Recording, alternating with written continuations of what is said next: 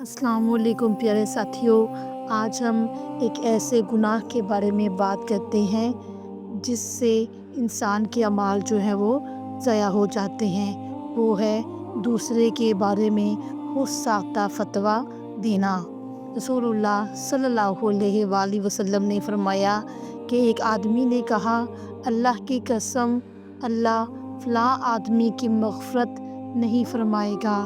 तो अल्लाह ताला ने फरमाया, कौन आदमी है जो मेरे बारे में कसम खाता है कि मैं फ़लाँ आदमी की मग़फ़िरत नहीं करूँगा।